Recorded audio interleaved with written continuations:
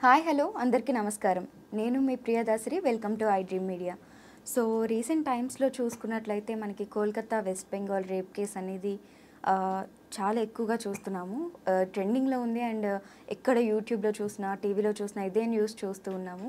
So ఈ news పైన అసలు ఫ్యాక్ట్స్ ఏంటి, మిత్స్ ఏంటి, అండ్ సొసైటీలో ఇటువంటివి ఎందుకు ఇంక్రీజ్ అవుతున్నాయి, అండ్ ఇంక్రీజ్ అవుతున్నప్పటికీ కూడా ఎందుకు సరైన చట్టాలు రావట్లేదు, ఈ విషయాలపైన మాట్లాడడానికి మనతో అడ్వకేట్ ప్రమోద్ గారు ఉన్నారు. ఆయనతో మాట్లాడి మరిన్ని విషయాలు తెలుసుకుందాం. హాయ్ అండి. నమస్తే.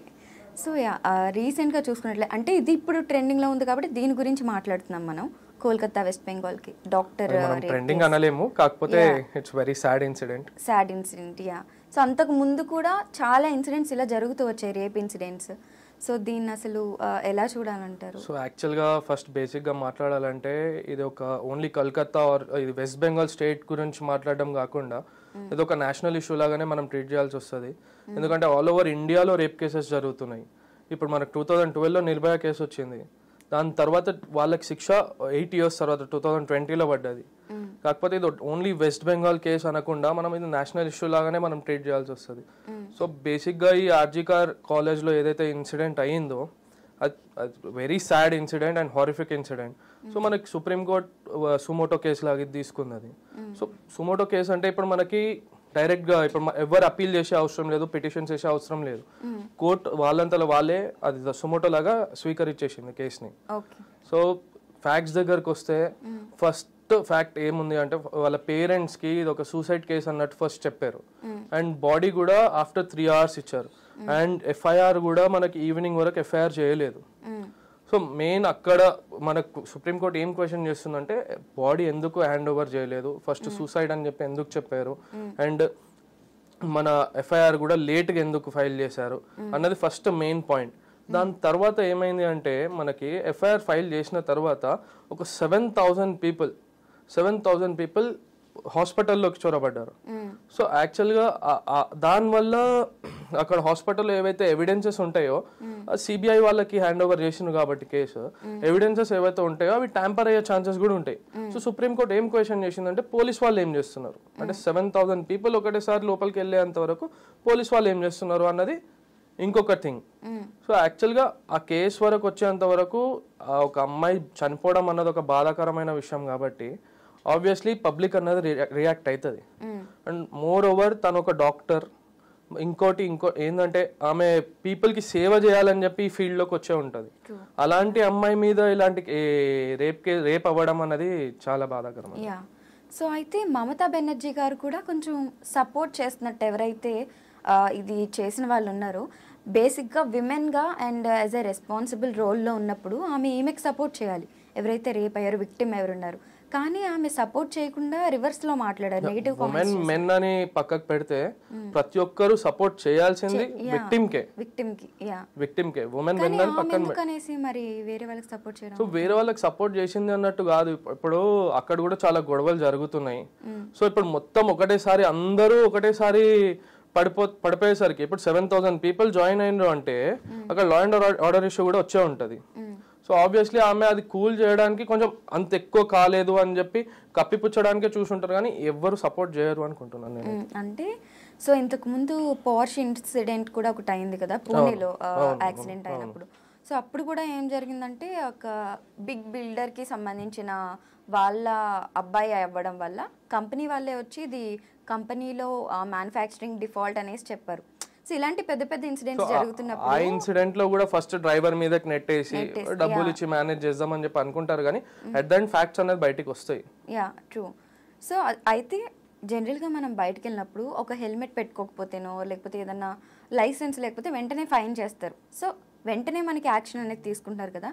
సొసైటీలో ఇంత పెద్ద పెద్ద ఇన్సిడెంట్స్ జరుగుతున్నప్పుడు ఎందుకు యాక్షన్ అనేది ఇంత లేట్ అవుతుంది? సో మోర్ ఓవర్ ఏంటి అంటే no innocent should be punished. So ఆబ్వియస్గా అది కన్ఫర్మ్ అతనే అన్నది అని ప్రూవ్ అయ్యేంత వరకు పనిష్మెంట్ అన్నది జరగదు. అది మన కాన్స్టిట్యూషన్ అట్లుంది. ఇన్నోసెంట్ పనిష్ అవ్వద్దు. సో అందుకనే లేట్ అయినా సరే ఎవరైతే అక్యూజ్డ్ ఉన్నారో ఎవరైతే నిజంగా తప్పు చేసిండ్రో వాళ్ళనే పనిష్ చేయాలి. దాని వల్లనే ఈ డిలే అంతా అవుతుంది. ఇప్పుడు నిర్భయ కేసులోనే 2012లో అయితే 2020లో వచ్చింది దాని జడ్జిమెంట్. ఆ 4 members కి ఉరి తీసిండ్రు. సో అట్లనే 2017లో ఒక కేసు ఉంది ఉన్నావులో, యూపీ ఉన్నావు. 2019లో మన హైదరాబాద్ లో అయింది కేసు. 2024లో ఇప్పుడు వెస్ట్ బెంగాల్లో. సో అట్లని చెప్పి ఇప్పుడు 2012 అది నిర్భయ కేసు ఏదైతే ఉందో దాని లోపల ఒక మైనర్ ఉన్నాడు, తనకు ఉరేయలేదు. ఇప్పుడు తప్పు చేసింది మైనర్ అయినా సరే ఉరేయాలి అని చెప్పి మనం వాదించలేం కదా, మన కాన్స్టిట్యూషన్ అట్లుంది అంతే. అంటే కాన్స్టిట్యూషన్ తప్పుగా ఉంది అనుకోవచ్చా? తప్పుగా ఉందని కాదు, అదే చెప్తున్నా కదా, no innocent should be punished. Okay, I will agree with your words. కానీ ఇలా 2012 నుండి 20లోని 17 నుండి 25లో ఇలా జరిగినవి చాలా తక్కువ కేసెస్. బట్ చాలా మంది ఎస్కేప్ అయిపోతున్నారు మిడిల్లో. ఇప్పుడు ఒక ఇన్సిడెంట్ అయింది, 2 years ల్యాగ్ అయిపోద్ది, 2 years తర్వాత అందరూ మర్చిపోతారు. ఈ ప్రొటెస్ట్లు ఇవన్నీ చేస్తారు. అదే ఒకటి జనాలలో కూడా మార్పు ఏది వచ్చిందని చెప్పి నేను అనుకుంటున్నానంటే, 2012లో ఒక అమ్మాయి డ్రెస్ అట్లా వేసుకుంది, ఒక అమ్మాయి డ్రెస్ ఇట్లా వేసుకుంది, అందువల్ల రేప్ అయింది. ఆ అమ్మాయి నైట్ 10 గంటలకి 12 గంటలకి బయట ఎందుకు తిరగాలి, దానివల్లనే రేప్ అయింది అని చెప్పి ఉండే. కానీ ఇప్పుడు జనాల మైండ్ సెట్ కూడా మారింది, కొంచెం చేంజ్ అయ్యింది. ఆ ప్రొటెస్ట్ల వల్లనో అనుకోండి, లేదా ఈ సోషల్ మీడియా వల్లనో అనుకోండి, కొంచెం మారింది. సో దానివల్ల చేంజెస్ అన్నది కొంచెం కొంచెంగా వస్తుంది, కానీ టోటల్గా వెళ్ళిపోతుంది అని చెప్పి అనలేను. ఇప్పుడు ఆల్ ఓవర్ ఇండియాలో ఎవ్రీ 51 minutes ఒక రేప్ జరుగుతుంది. సో ప్రతి ఒక్కటి బయటికి రావట్లేదు. ఇట్లా ఈ నిర్భయ లాంటిదో, ఈ మన శంషాబాద్ లో జరిగిన రేప్ లాంటిదో, లేదా ఈ వెస్ట్ బెంగాల్ లాంటిది మాత్రమే బయటకు వస్తుంది. అది ప్రజల్లో వాళ్ళంతా వాళ్ళకి రావాలి. ఒక ఉమెన్ ని ఎట్లా ట్రీట్ చేయాలి అన్నది వాళ్ళ లోపల వాళ్ళు మంచిగా ఉండాలి అంతే. సో అసలు ఒక రేప్ అటెంప్ట్ జరిగిందంటే దానికి ఎటువంటి శిక్షలు ఉన్నాయి ప్రెసెంట్? సో ఇప్పుడు యాక్చువల్గా అయితే బేసిక్ 10 years ఇంప్రిజన్మెంట్ నుండి స్టార్ట్, కానీ but then 10 years to 10 lakhs fine plus life imprisonment plus hang చేయడం అన్నది కూడా ఇప్పుడు పబ్లిక్ ఇంట్రెస్ట్ లిటిగేషన్ నుండి తెలుస్తుంది. ఓకే, ఇప్పుడు బిఎన్ఎస్ అనేసి కొత్త చట్టాలు వచ్చాయి, మారింది. సో ఇందులో ఏముంది రేప్ గురించి? రేప్ గురించి ఇది మన రేప్ వచ్చేసి సెక్షన్ 64 వస్తుంది, మర్డర్ వచ్చేసి సెక్షన్ 103 వస్తుంది. సో రేప్ గురించి అదే ఉంది. మన ఇప్పుడు నేను చెప్పాను కదా, 10 years imprisonment, life imprisonment and fine or both. Okay, ఇప్పుడు బ్యాక్లో మనం చూసుకున్నట్లయితే రేప్ అటెంప్ట్స్ అనేవి కామన్గా చూస్తూనే ఉన్నాం. మెయిన్గా దీని గురించి ఎందుకు మాట్లాడుతున్నామంటే లైక్ చాలా ఎక్కువ చూస్తున్నాము. అండ్ లైక్ ఆఫ్టర్ మ్యారేజ్ తర్వాత కూడా విమెన్ కన్సెంట్ లేకుండా టచ్ చేయకూడదు అనేసి మనకి చాలా ఉన్నాయి. బట్ బిఫోర్ మ్యారేజ్ అసలు తెలియని స్ట్రేంజర్స్ చేయడం వల్ల ఇది ఎక్కువ. సో ద థింగ్ ఈస్, ఏదైనా సరే మెన్ యాక్సెప్ట్ చేయడం మీదనే ఉంటది, ఉమెన్ కన్సెంట్ తోటి మెన్ కూడా యాక్సెప్ట్ చేయడం మీదనే ఉంటది. సో నేనేమంటున్నానంటే కన్సెంట్ లేకుండా నిజంగానే అది ఏం చేయలేము. మన పవన్ కళ్యాణ్ గారు చెప్పినట్టు కూడా కన్సెంట్ లేకుండా మనం ఏం చేయలేము. సో నా ప్రకారం నేను ఏం చెప్తున్నానంటే, కొన్ని చాలా మంది ఫేక్ కేసెస్ కూడా రిపోర్ట్ చేస్తున్నారు. అంటే ఉమెన్ కి కూడా ఇది ఒక ఆయుధం లాగా అయింది కదా. ఇప్పుడు కలిసి తిరుగుతారు, చేస్తారు, మెన్ అండ్ ఉమెన్ కలిసి తిరుగుతారు, చేస్తారు. ఒకవేళ చిన్న డిస్టర్బెన్సెస్ వచ్చేస్తే రేప్ కేసెస్ ఫైల్ చేస్తున్నారు. ఇప్పుడు నేనే కొన్ని ఫేక్ కేసెస్ నా దగ్గరకు వస్తే నేను యాక్సెప్ట్ చేయలేదు, ఎందుకంటే ఆ ఫ్యాక్ట్స్ వాళ్ళు మాట్లాడేటప్పుడు అర్థమవుతుంది. సో ఉమెన్ కి కూడా ఇది ఒక ఆయుధం లాగా అయిపోయింది. Okay, if in case men ఎటువంటి తప్పు లేకుండా సో నా మీద రేప్ అటెంప్ట్ అయింది అనేసి అమ్మాయిలు కానీ కేసు పెడితే, సో దానికి ఏమన్నా అబ్బాయిలకి ఏమన్నా ఉన్నాయా? అసలు అబ్బాయిలకు అసలు బేసిక్ గా చెప్పాలంటే ఏం లేవు. ఆ ఫ్యాక్ట్స్ ప్రూవ్ చేసుకోవడం మెయిన్ ఫస్ట్ థింగ్. ఒక అమ్మాయి రేప్ అయింది అని చెప్పి వెళ్ళి కంప్లైంట్ ఇచ్చిందంటే అబ్బాయిని తీసుకొని వెళ్తారు పోలీస్ వాళ్ళు, ఎఫ్ఐఆర్ ఫైల్ చేస్తారు. ఫ్యాక్ట్స్ అనేది తర్వాత వాళ్ళు ప్రూవ్ చేసుకోవాలి. ఇప్పుడు మెడికల్ టెస్ట్ లో అదంతా, ఇప్పుడు లివ్ ఇన్ రిలేషన్షిప్ లో ఉంటారు, లివ్ ఇన్ రిలేషన్షిప్ లో ఉన్నప్పుడు ఆబ్వియస్లీ తెలుగు ఫిజికల్. ఆ ఫిజికల్ అయిన తర్వాత ఇప్పుడు పెళ్లి చేసుకోను అంటున్నాడు అని చెప్పి చీటింగ్ కేసు, రేప్ కేసు వేసే వాళ్ళు కూడా ఉన్నారు. ఓకే, సో అలా అబ్బాయిలకి ఎటువంటి చట్టాలు లేవా అయితే వెళ్ళడానికి తప్ప? మీరు మెన్ అని చెప్తున్నారా ఏంటి? అట్లేం లేదు, నిజంగానే లేవు. అది we have to accept it, అంతే కదా. Yeah true. So how about living relations, I mean దాని మీద మీ ఒపీనియన్ ఏంటి యాజ్ ఎ లాయర్ గా? సి, ఒకరినొకరు అర్థం చేసుకోవడం ఇస్ ఫైన్, కానీ అది ఒక ఎక్స్టెంట్ వరకు బాగుంటది అనిపిస్తుంది. కానీ అది ఆ రిలేషన్షిప్ వర్కౌట్ కాకపోయేసరికి ఎవరి దారి వాళ్ళు చూసుకున్నారంటే టోటలీ ఫైన్. మళ్ళీ ఆ అమ్మాయిని కానీ అబ్బాయి టార్చర్ పెట్టడం, అబ్బాయిని అమ్మాయి టార్చర్ పెట్టడము, అది that is not correct. Okay, so first లో ఓయోస్కి చాలా రైట్స్ ఇవన్నీ జరుగుతూ ఉండే కదా, మరి ఇప్పుడు కోలివ్స్, స్టాంజా లివింగ్ అనేసి చాలా వచ్చేసాయి, చాలా ఫ్యాషన్ అయిపోయింది. ఇప్పుడు మొత్తం ప్రతి ఏరియాలోని కూడా మెన్స్ అండ్ ఉమెన్స్ హాస్టల్స్ ఎన్ని అయితే ఉన్నాయో కోలివ్, స్టాంజా లివింగ్ కూడా అన్నీ ఉన్నాయి.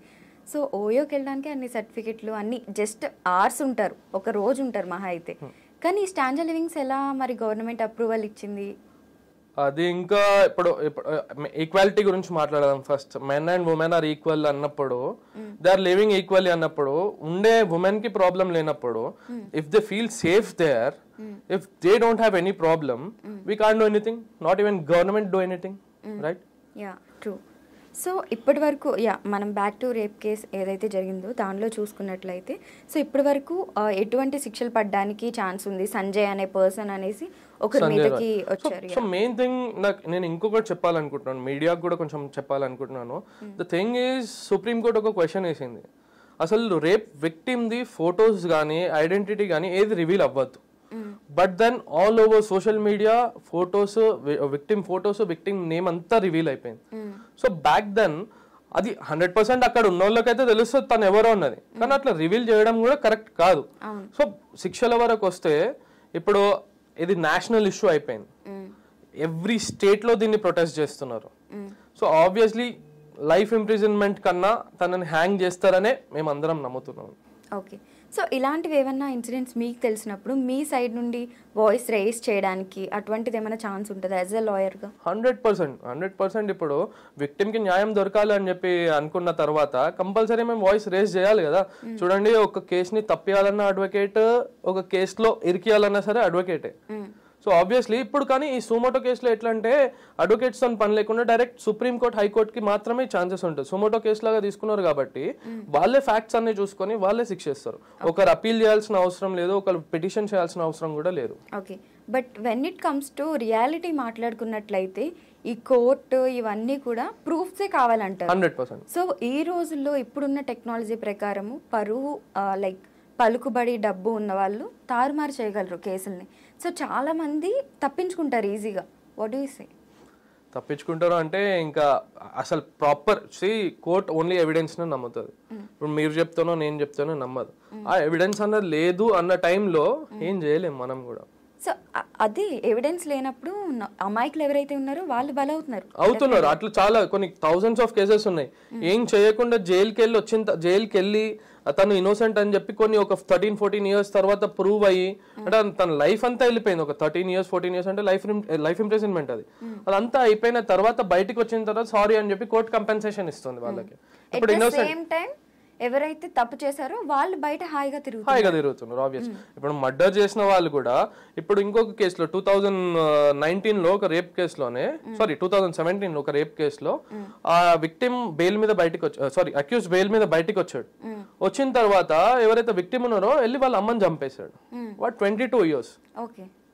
సో ఇట్లా ఇప్పుడు బాబాలు కూడా ఉన్నారు, సమ్ బాబాస్ ఉన్నారు కదా, వాళ్ళు కూడా బెయిల్స్ మీద బయటికి వస్తా ఉన్నారు. ఒక బాబా అయితే 27th టైం ఇది బెయిల్ మీద బయటికి రావడం.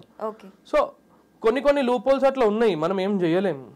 సో మీరు యాజ్ ఏ క్రిమినల్ లాయర్ కాబట్టి మీరు చూసిన కేసులో వర్స్ట్ కేసు ఏంటి? అంటే మీకు కూడా కొంచెం గూస్ బంప్స్ ఇచ్చిన కేసు లాంటివి ఏమన్నా ఉన్నాయా? సో నాకైతే ఈ శంషాబాద్ 2019 కేసే, మన డాక్టర్ గారు ఉన్నారు కదా, తనని మన సజ్జనార్ గారు వాళ్ళని ఎన్కౌంటర్ చేశారు 4 members ని. That was the good case. అంటే నాకు బ్యాడ్ ఎక్స్పీరియన్స్ చెప్పాను. The thing is that is bad experience, but దాన్ని ఇన్స్టెంట్ శిక్ష వేసేసి సజ్జనార్ గారు ఎవరైతే ఉన్నారో తను ఇన్స్టెంట్ గా రియాక్ట్ అవ్వడం అన్నది ఐ ఫెల్ట్ గుడ్. ఆ ఇన్సిడెంట్ బ్యాడ్ అయినా సరే, సాడ్ ఇన్సిడెంట్ అయినా సరే, మొత్తం ప్రొటెస్ట్లు జరిగినా సరే, but the way police reacted I felt very good. Okay. So social మీడియాలో కొన్ని కామెంట్స్ చూసినట్లయితే మరీ ఇంత దరిద్రమైన సొసైటీలో మనం ఉన్నామా అన్నట్టుగా ఉందన్నమాట.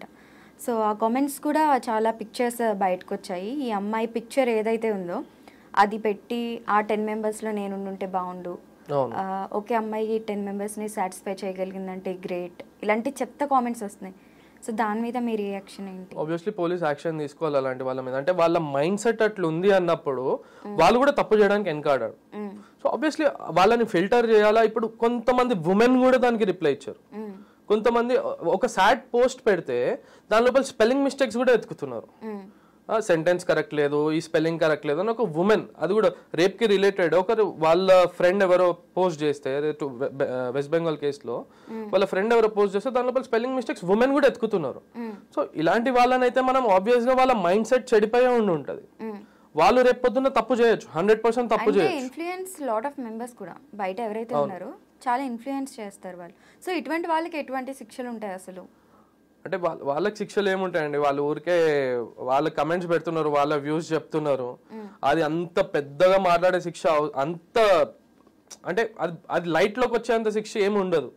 వాళ్ళని పిలుస్తారు, వార్నింగ్ ఇస్తారు, ఆ పోస్ట్ డిలీట్ చేపిస్తారు, అంతేగాని వాళ్ళకి ఏదో ఇలా శిక్ష పడిపోతుంది అన్నట్టయితే ఉండదు. చెప్తున్నా, మర్డర్ చేసిన వాళ్ళే బయట తిరుగుతున్నారు అన్నప్పుడు అట్లా ఆ కమెంట్స్ చేసిన వాళ్ళని పిలుస్తారు, వార్నింగ్స్ ఇస్తారు, పంపిస్తారు, డిలీట్ చేపిస్తారు అంతే. మరి మర్డర్ చేసిన వాళ్ళు బయట తిరుగుతుంటే ఇంకా పోలీసులు, అడ్వకేట్లు, కోర్టులు ఇవన్నీ ఉండే ఏంటి ప్రయోజనం? సో ఏంటి ప్రయోజనం అంటే ఇప్పుడు ఆ మర్డర్ చేసిండ్రు, ఇప్పుడు అది నాన్ కాంపౌండబుల్ కావాలని చేసిండో ఎట్లా చేసిండో అన్నది ప్రూఫ్ కాదు. సో ఇప్పుడు ఒక ఫ్రెండ్ ఉన్నాడు, తనతో పాటు ఇంకొక ఫ్రెండ్ ఉన్నాడు, తను ఆయనతో పాటు ఉన్నాడు, వాడు ఏం తప్పు చేయకపోయినా 8 కింద తనకి శిక్ష చేస్తారు. సో ఆబ్వియస్లీ తను నిరూపించుకుంటారు, నేను ఏం చేయలేదు, I was just standing with him. కానీ అప్పుడు కోర్ట్ ఏం క్వశ్చన్ చేస్తారు అంటే, you are standing with him but you didn't attempt to stop him. అంటే తనకి సపోర్ట్ చేశాను అన్న దాని మీదనే అతన్ని కూడా 8 కిందకి వేస్తారు. కానీ అట్ ద ఎండ్ 8 ఉండనియండి, 8-10 ఉండనియండి, murder case is a murder case. Okay, తప్పు చేసినా చేయకపోయినా. Yeah okay.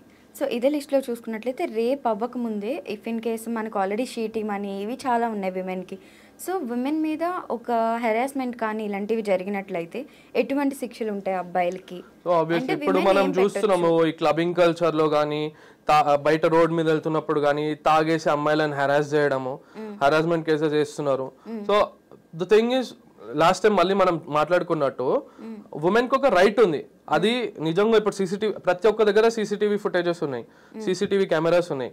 ఆ ఫుటేజెస్ లో నిజంగా తను హెరాస్ చేస్తున్నారంటే కంపల్సరీ పోలీస్ యాక్షన్ తీసుకుంటది. సో ఒక్క అమ్మాయిని ఒక 11 seconds స్టేర్ చేసినా సరే అది తప్పు. ఓకే, స్టేర్ చేయడం కూడా తప్పు. ఓకే, ఒక అమ్మాయిని డైరెక్ట్ గా స్టేర్ చేయడం కూడా తప్పు. ఓకే, సో అలాంటిది మీరు టచ్ చేస్తున్నారు, మన కొన్ని టచ్ చేయని చోట టచ్ చేస్తున్నారు అని చెప్పి అనుకున్నట్టయితే కంపల్సరీ పోలీస్ హరాస్మెంట్ కేసెస్ వేస్తుంది. Okay, if in case live-in లో ఉండి తర్వాత అమ్మాయి విడిపోవాలనుకుంటే అది వాళ్ళిద్దరు మ్యూచువల్ అండర్స్టాండింగ్ మీద ఉంటుంది. ఓకే, సో ఒకవేళ విడిపోవాలనుకున్నప్పుడు అబ్బాయి ఫోర్స్ చేస్తున్నాడు అనుకోండి, ఆబ్వియస్లీ తను ఫోర్స్ చేస్తున్నాడు, టార్చర్ పెడుతున్నాడు అని చెప్పి తను కంప్లైంట్ ఇవ్వచ్చు. సో ఇప్పటి వరకు ఉన్న అప్డేట్స్ ప్రకారం లేటెస్ట్ అప్డేట్ ఏంటి కోల్కతా కేసులో, అండ్ నెక్స్ట్ ఎటువంటి యాక్షన్స్ తీసుకుంటారు? యాక్చువల్లీ సిబిఐ ఈ రోజు రిపోర్ట్ సబ్మిట్ చేయనుంది. దాని తర్వాత హియరింగ్ డేట్ నాకు తెలిసి 27th రోజు ఉంది, ఇంకొక హియరింగ్ డేట్. సో అప్పటి వరకు మనం వెయిట్ చేయాల్సిందే. కానీ స్టార్టింగ్ లో ఏం చెప్పిందంటే గ్యాంగ్ రేప్ అని చెప్పి మల్టిపుల్ పీపుల్ రేప్ చేశారని చెప్పారు. కాకపోతే అదంతా ఫేక్ అని చెప్పి సిబిఐ ఆల్రెడీ సబ్మిట్ చేసింది. ఓకే, ఇప్పుడేమో డ్రగ్స్ రాకెట్ ఉంది. సో అమ్మాయి హైడ్ చేయాలని, ఐ మీన్ అమ్మాయి వాయిస్ రైజ్ చేయడం వల్ల ప్రిన్సిపల్ యాక్చువల్ గా మమతా బెనర్జీ గారి సిబిఐకి కేసు ఇవ్వడానికి కారణమే అది. సో ఇప్పుడు సంజయ్ రాయ్ ఎవరైతే ఉన్నారో, ఆ అక్యూజ్ ఎవరైతే ఉన్నారో డైరెక్ట్లీ ఒక విత్ ఇన్ 1 hour లో ఒప్పుకున్నాడు, అవును నేనే రేప్ చేసా, if you want to hang me you can. So అంత ధైర్యంగా ఒప్పుకున్నాడు అంటే తన వెనకాల ఎవరైనా పెద్ద తలాలు ఉన్నారేమో అని చెప్పి డౌట్ వచ్చి సిబిఐకి వెళ్ళింది case. Okay, if in case నిజంగా డ్రగ్స్ రాకెట్ ఉన్నట్లయితే ఆ కాలేజ్లో ఎటువంటి యాక్షన్స్ తీసుకుంటారు గవర్నమెంట్? కంపల్సరీ డ్రగ్ టెస్ట్లు అందరికి చేస్తారు. డ్రగ్స్ రాకెట్ ఉంది అన్నది అది సిబిఐ వాళ్ళే ప్రూవ్ చేయాల్సి వస్తుంది. డ్రగ్స్ టెస్ట్ చేసినప్పుడే కదా తెలుస్తుంది ఒకళ్ళు నిజంగా ఉందో లేదో. ఇప్పుడు మన హైదరాబాద్ లో చూసుకుంటే ప్రతి ఒక్క దగ్గర హాస్టల్స్ లో, క్లబ్స్ లో అన్ని దగ్గర డ్రగ్ టెస్ట్లు చేస్తున్నారు.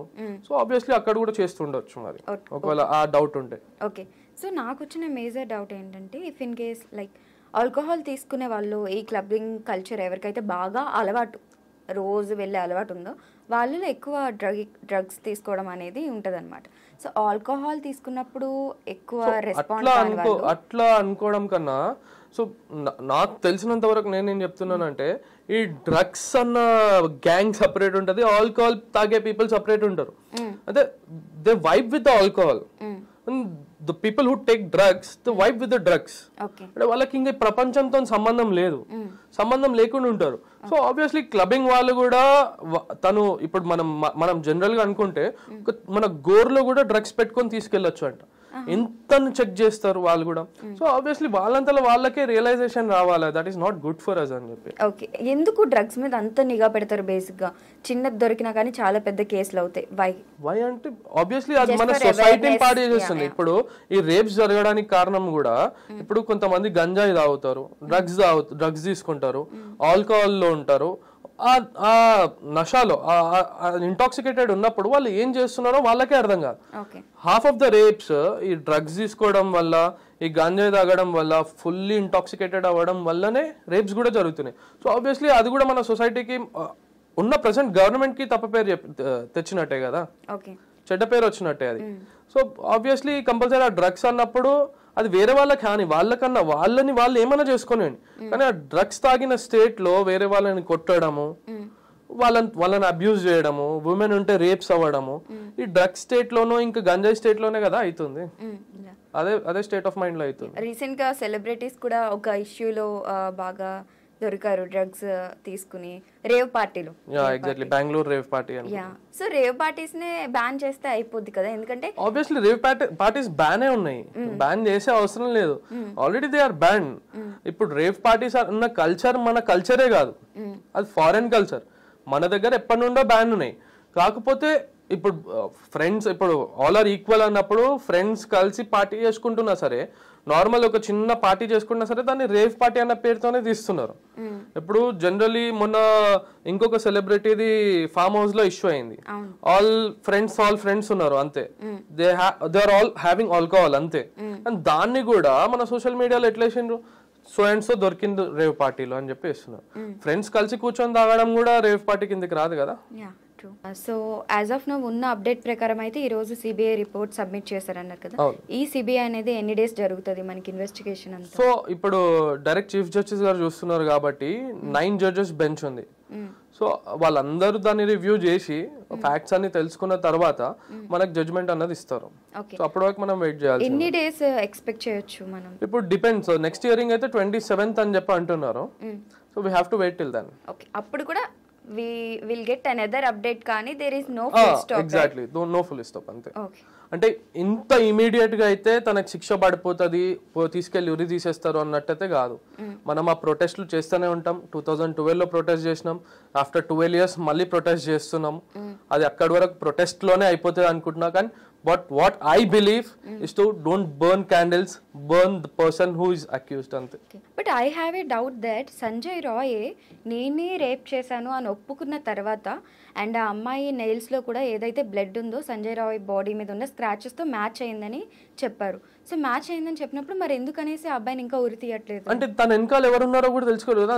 అంత డైరెక్ట్ గా ఇప్పుడు 150 milligrams ఆఫ్ సిమెన్ దొరికింది అని చెప్పి కూడా మధ్యలో వచ్చింది కదా, 150 milligrams ఆఫ్ సిమెన్ దొరికింది అని చెప్పి. మళ్ళా కాలేజ్ ఎక్స్ ప్రిన్సిపల్ గురించి సందీప్ ఘోష్ ఐ గెస్, అతని గురించి. సో వెనకాల ఏం జరుగుతున్నది అని కూడా తెలుసుకోలేదు కదా. ఇప్పుడు ఇతను ఒక్కరిని శిక్షించేస్తారు, వెనకాల వాళ్ళు అందరు తప్పించుకుంటారు కదా. బట్ ఒకరిని తీసేస్తే ఫస్ట్ లిస్ట్ లో నుండి ఒకటి వెళ్తాడు కదా, మళ్ళీ బయటికి ఫ్యాక్ట్స్ ఎట్లా రావాలా? తన నుండే కదా చెప్పించుకోవాలా ఫ్యాక్ట్స్. ఇప్పుడు సిబిఐ ఎంక్వైరీ ఎంత చేసినా సరే మన దగ్గర ఒక ఎవిడెన్స్ ఉంది, ఒక పర్సన్ ఉన్నారు, తన దగ్గర నుండే కదా ఫ్యాక్ట్స్ అన్ని స్వీకరించాలి. Thank you so much for your time.